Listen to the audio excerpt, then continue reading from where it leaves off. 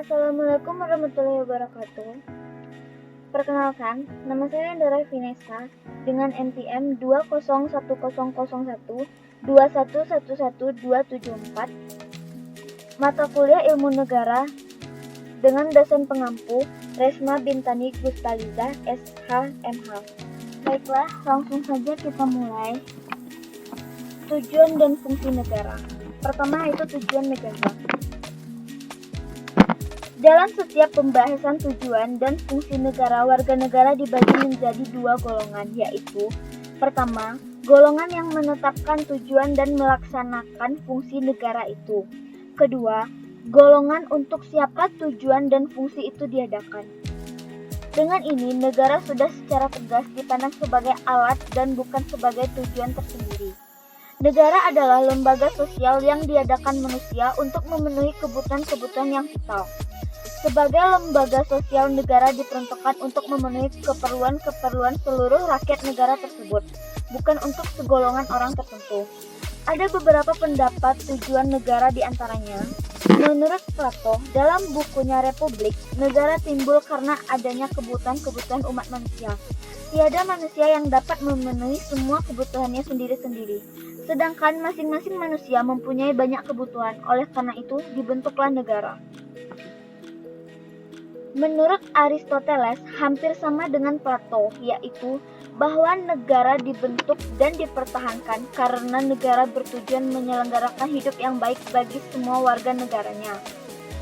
Menurut Harold Gillespie, tujuan negara adalah menciptakan keadaan di mana rakyatnya mencapai terkabulnya keinginan-keinginan secara maksimal. Menurut Sang Hyang ialah membentuk kekuasaan. Untuk membentuk kekuasaan ini, ia mengadakan perbedaan tajam antara negara dan rakyat. Perbedaan ini diartikan sebagai perlawanan atau kebalikan satu terhadap yang lain. Menurut Machiavelli, dalam bukunya Two Principles, negara itu sebagai cara untuk memperoleh kekuasaan dan menjalankan kekuasaannya. Kesamaan antara Machiavelli dengan Sang Hyang terletak pada sifat-sifat kekuasaan yang harus dimiliki negara. Tetapi bedanya ialah bagi Machiavelli, di belakang tujuan negara kekuasaan, masih tersembunyi tujuan yang lebih jauh lagi, yaitu untuk kepentingan kehormatan dan kebahagiaan bangsa. Sedangkan bagi Sang Hyang, tujuan negara ialah kekuasaan, untuk kekuasaan itu sendiri. Negara Indonesia sebagai negara yang menganut prinsip demokrasi konstitusional menegaskan tujuan negara ialah melindungi segenap bangsa Indonesia dan seluruh tumpah darah Indonesia, memajukan kesejahteraan umum, mencerdaskan kehidupan bangsa, mewujudkan ketertiban dunia berdasarkan kemerdekaan, perdamaian, dan keadilan sosial. Menurut ajaran Islam, tujuan negara ialah melaksanakannya ajaran-ajaran Al-Quran dan Sunnah Rasul dalam kehidupan masyarakat, menuju tercapainya kesejahteraan hidup di dunia, material, spiritual, perseorangan, dan kelompok, serta mengantarkan kepada tercapainya kebahagiaan hidup di akhirat kekal. Kewajiban pertama atas seorang penguasa dan pemerintahannya dalam negara Islam ialah menegakkan sistem kehidupan Islami dengan sempurna tanpa mengurangi atau mengganti, dan wajib atasnya memerintahkan segala yang ma'ruf, menebarkan kebaikan dan mencegah kemungkaran serta bertindak membasmi kejahatan dan kerusakan sesuai dengan ukuran nilai-nilai akhlak Islam. Agar tujuan negara tersebut dapat terlaksana, maka menurut Ahmad Azhar Bashir ada beberapa asas ajaran Islam mengenai kehidupan bernegara yang dapat dijadikan pedoman. 1. Musyawarah. Hidup bernegara merupakan penyelenggaraan kepentingan bersama, bukan perseorangan. Oleh karena itu, pengelolaan negara pun menjadi kepentingan bersama pula. Menurut ajaran Islam, musyawarah merupakan asas terpenting dalam kehidupan bernegara. 2. Keadilan. Di dalam Al-Quran, surah Asy-Syura ayat 15, Allah memerintahkan kepada Rasulullah SAW agar mengumandangkan, dan aku perintahkan supaya berlaku adil di antara kamu. 3. Persamaan. Dasar ketiga yang mencakup dalam pengertian-pengertian yang berakar dalam negara Islam, yaitu bahwa semua kaum muslimin memiliki persamaan dalam hak-hak dengan sempurna, tanpa memandang warna, suku, bahasa, atau tanah air. Tanggung jawab pemerintah. Dasar keempat yang amat penting bagi negara Islam ialah bahwa pemerintah dan kekuasaannya serta kekayaannya adalah amanat Allah dan kaum muslimin, yaitu harus diserahkan penanganannya kepada orang-orang yang takut kepada Allah, bersifat adil, dan tidak seorang pun berhak menggunakannya dengan cara-cara yang diragukan atau demi kepentingan pribadi. 5. Kebebasan. Asas persamaan akan mempunyai makna, dan di samping itu terdapat asas kebebasan yang meliputi kebebasan pribadi, kebebasan mengemukakan pikiran, dan kebebasan beragama.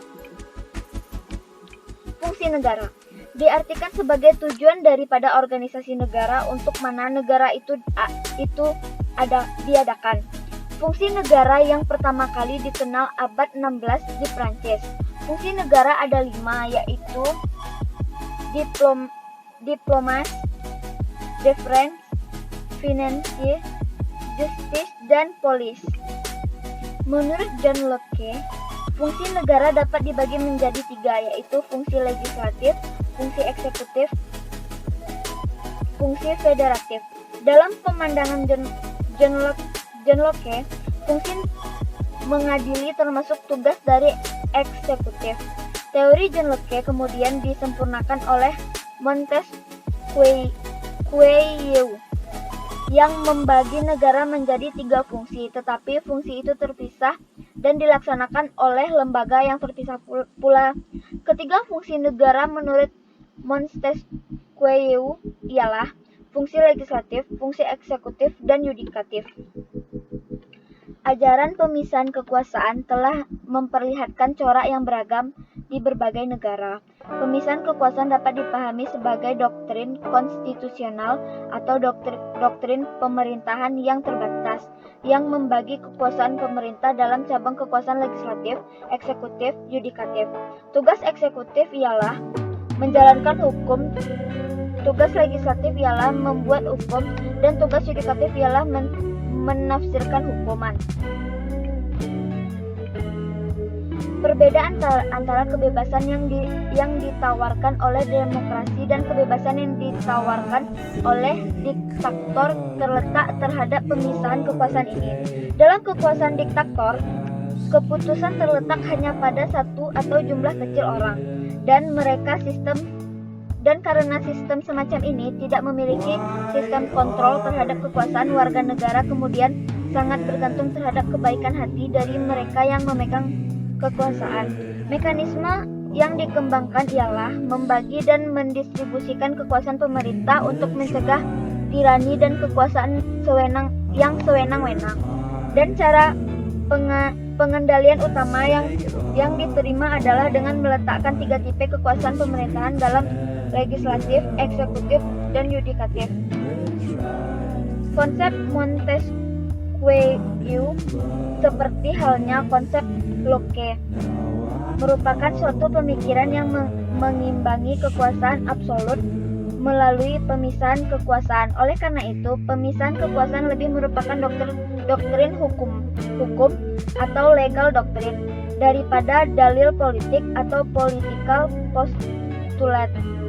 Dan juga teori pemisahan kekuasaan Montesquieu tidak menentukan siapa yang akan menjalankan kedaulatan, tetapi hanya bagaimana kekuasaan harus diatur untuk mencapai tujuan tertentu.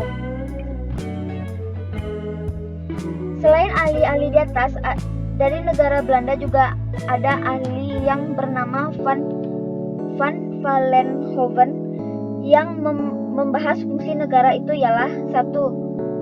Regeling, bestuur, Rechtspraak, dan politi. Ajaran Van Vollenhoven ini terkenal sebagai catur praja. Hal berbeda dikemukakan oleh Goodenough. Menurutnya fungsi negara itu ada 2, yaitu policy making, policy executing.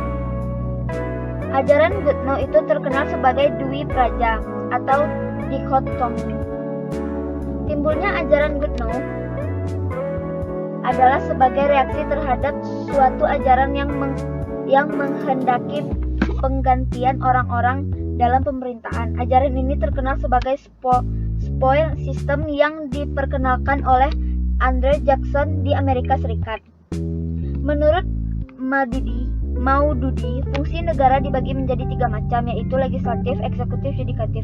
Di bawah kepala negara, ketiga lembaga tinggi negara ini berfungsi secara terpisah serta mandiri satu sama lain. Dalam Islam, adapun lembaga eksekutif adalah menegakkan pedoman-pedoman Allah yang disampaikan melalui Al-Quran dan Al-Sunnah, serta untuk menyiapkan masyarakat agar mengakui dan menganut pedoman-pedoman ini untuk dijalankan dalam kehidupan sehari-hari. Lembaga yudikatif sudah ada sejak zaman Nabi. Setelah pemerintahan Islam, daerahnya luas, memaksa setiap daerah mempunyai qadi sendiri-sendiri, sehingga di pemerintahan pusat ditetapkan seorang kepala dari seluruh qadi itu. Ciri-ciri penting organ negara dalam arti sempit ini adalah bahwa organ negara itu dipilih atau diangkat untuk menduduki jabatan atau fungsi tertentu. Fungsi itu dijalankan sebagai profesi utama atau bahkan secara hukum bersifat eksklusif. Dan karena fungsinya itu, ia berhak untuk mendapatkan imbalan gaji dari negara. Baiklah, hanya itu yang dapat saya sampaikan. Jika ada yang salah, mohon dimaafkan. Sekian dari saya. Assalamualaikum warahmatullahi wabarakatuh.